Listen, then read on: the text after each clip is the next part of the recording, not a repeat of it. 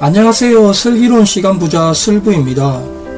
오늘은 유튜브 영상 편집 2회차이며 시간부자의 삶을 언제 마음을 먹고 준비했는지 말하고자 합니다. 신입부터 퇴사 직전까지 대략 평균 6시 30분 전에는 출근을 했습니다. 6시 전에 출근한 경우도 많았고요. 퇴근은 8시 이후 평균 한 것 같습니다. 가끔 보고서 및 긴급 현안 해결을 위해 새벽 3시, 4시 퇴근한 경우도 있었고 토요일, 일요일도 다 출근한 경우도 있었습니다. 이렇게 직장 생활을 20년간 했는데 몇 년 전부터 곰곰이 생각해보니 20년 동안 성취감은 3번이 채 되지 않더라고요. 인간관계가 나쁘냐? 그렇지도 않았습니다. 항상 신입 경력 사고가 오면 제일 먼저 인사하고 빠른 현업 적응을 위해 제가 일하면서 겪은 시행착오도 먼저 알려주는 사람이었습니다. 그래서 희망퇴직을 수락하고 나간다고 했을 때 놀란 반응도 많았습니다. 아니 왜 항상 웃고 댕기고 열정이 있었는데. 하지만 어느 순간 사무실에 있을 때 업무에 집중이 되지 않았습니다. 계속 같은 삶에 대한 무료함과 불확실한 미래에 대한 걱정이 많았습니다. 스마트한 신세대 유능한 후배보다 업무 능력이 부족하다는 것을 느꼈고요. 이래서 4, 5종 되면 회사에서 보내는구나 이해도 되었습니다.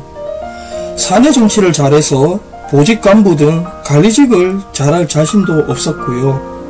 업의 특성상 갑작스러운 출장, 파견도 많았으며 최근 파견 동안 어린 딸아이의 커가는 모습을 볼 수 없었고 직장에서의 좋은 평가 및 승진, 많은 수입보다는 나의 존재 이유, 내가 바라는 삶은 뭘까, 과연 행복한 삶은 뭘까 등을 진지하게 고민하게 되었습니다. 파견 중 휴가 나올 때 딸아이가 순간 놀래고 장모님 뒤로 숨는 모습에 가슴이 아려왔습니다. 뭐 하려고 이 고생해서 돈을 벌어야 하나? 평생 직장이 사라진 지 오래며 직장은 다니는 동안 가정을 부양하고 내 미래를 준비하기 위한 곳이지 평생 책임져 주지 않는 게 작금의 현실입니다. 이직은 생각도 하지 않았습니다. 40대 중후반 받아주는 곳도 없으며 운 좋게 가더라도 또다시 이런 회사 분위기 적응을 해야 하니까요.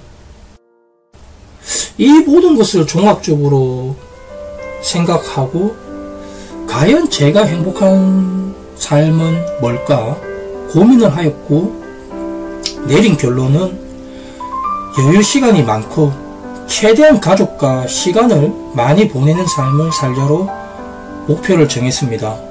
주식 배당 확보를 위해 지출을 통제하고 생활비를 제외한 모든 수입을 주식에 투자하였습니다. 주식 대가들 명언 및 여러 책을 찾고 읽기 시작했습니다. EBS 자본주의, 보도 셰퍼의 돈, 돈의 속성, Just Keep Buying, 월가의 영웅 등등. 주식 투자로 인한 캐시플로우 구축에 누구나 다 잘한 워런 버핏 옹의 영향을 받았습니다. 현재 개인 순자산은 약 1200에서 1300달러고 지금 환율 기준으로 168조에서 182조 수준으로 추정됩니다. 그는 자신의 상당 부분을 기부하겠다고 약속한 상태이며 현재까지 기부한 금액도 한 80조를 능가한다고 들었고요. 이것까지 합치면 실제로는 개미인데 개인 자산은 1위였다고도 하죠. 잠자는 동안에도 돈이 들어오는 방법을 찾아내지 못한다면 당신은 죽을 때까지 일해야만 할 것이다. 맨 처음에 이 명언을 들었을 때 약간 대호각성을 느꼈습니다. 아울러 워렌 버핏 자산 성장의 타임라인을 보시면 만 12세 때 주식 투자를 했고 현재 지금 90 중반이니까 한 85년 정도 투자를 했는데 실제 자산이 비약적으로 성장한 시기는 만 60부터 본격적인 복리 효과가 시작되었고요. 전체 자산의 95% 이상이 65세 이후에 발생했습니다. 그만큼 복리의 마법이 중요하고, 지금도 워렌 버핏 옹은 인터뷰할 때마다 후회하는 게 뭔지 물으면 만 11세부터 주식 투자를 했는데도 한 살이라도 더 일찍 주식 투자를 하지 않는 게 제일 후회된다고 말씀하고 있습니다. 두 번째로 소개해드리고 싶은 분은 유럽의 워렌 버핏이라고 불리는 앙드레 코스톨라니입니다. 돈 뜨겁게 사랑하고 차갑게 다루어라는 책으로 유명한 분이고, 이 책을 읽었을 때 이분에 대한 일생의 연대기처럼 소설되어 있고, 약간 일기식으로 적혀 있어가지고 소설처럼 참 재밌게 읽었고요. 이분이 말한 명언 중에 되게 유명한 명언이, 일단 우량주 몇 종목을 산 다음 수면제를 먹고 몇 년 동안 푹 자라. 그러니까 거치식으로 투자하고 아예 그냥 신경 쓰지 말라는 거죠. 매수, 매도, 타이밍 잡지도 말고 그냥 푹 놔둬라. 이분은 이제 선물도 많이 투자했고 파산도 여러 번 한 분이죠. 뭐 주식 초단타, 그 다음에 선물 투자, 그 다음에 장기 투자, 그 다음에 뭐 스윙 투자, 모든 것을 경험한 분이죠. 그리고 세 번째로 좀 소개해드리고 싶은 책이 이제 Just Keep Buying이라고, 그냥 단순하게 생각하지 말고 그냥 사라는 뜻이죠. 저자는 닉 맥이울리고, 이분은 주식 투자자가 아니고 미국의 저명한 통계학자입니다. 주변에서 주식도 통계하라는 의뢰를 받고 전 세계 주식을 분석하고 펴낸 책이 Just Keep Buying이고요. 책 내용의 이 부분만 봐도 이 책을 그냥 다 봤다고 해도 과언이 아닌 것 같습니다. 책 내용 일부가 대부분의 주식 시장은 대부분의 기간에 상승한다. 인간의 역사가 아무리 혼란스럽고 때론 파괴적이어도 이 사실은 계속 유지된다. 워렌 버핏의 말을 들어보자. 20세기 미국은 큰 비용과 더불어 커다란 상처를 안겨준 두 번의 세계대전은 물론 수많은 군사 분쟁을 치렀다. 대공황을 겪었고 10번 내외의 경기 침체 및 금융시장 패닉과 석유 파동을 겪었다. 지독한 독감 대유행으로 고생하고 탄핵당한 대통령이 사임하는 것도 보았다. 그런데 다우존스 지수는 66에서 11,497로 올랐다. 여기 이제 책 내용이고요. 지금 10월 1일자 다우존스 차트입니다. 네이버에서는 이제 10년 차트만 나오기 때문에 10년 차트를 지금 가지고 왔고요. 근데 책에서는 11,497이라고 워렌 버핏이 언급했는데 아마 이게 옛날 자료겠죠. 근데 지금 보면 46,441포인트입니다. Just Keep Buying 책에서 다우지수 10년 차트가 언급되었기 때문에 네 번째로 10년간 S&P 500, 나스닥 100, 필라델피아 반도체 지수를 10월 1일 기준으로 한번 보여드리고 싶습니다. 보시면 아시겠지만 이게 단순 10년 차트인데 꾸준히 이렇게 우상향을 했고요. 요때 이제 단기적으로 급락을 했는데 이때가 코로나 때입니다. 이때도 코로나 때 세상 망한다, 주변에 주식 투자한 분들 뭐 계좌 녹아내려가지고 마이너스 막 70, 80%다 그런 분들도 많이 들었고, 근데 다 그냥 빠르게 회복했습니다. 뭐 유동성을 많이 풀었죠. 근데 실제로는 2023년 연준에서 폭발적으로 역사상 전무후무한 초단기로 금리 인상했을 때 이때가 더 저는 공포스러웠고 더 주식이 많이 하락을 했거든요. 근데도 결국은 다 이렇게 우상향을 했습니다. 그러니까 이 모든 것을 종합하면 뭐 워렌 버핏이나 피터 린치 그리고 존 보걸 이런 대가들이 항상 시장에 있으라고 하거든요.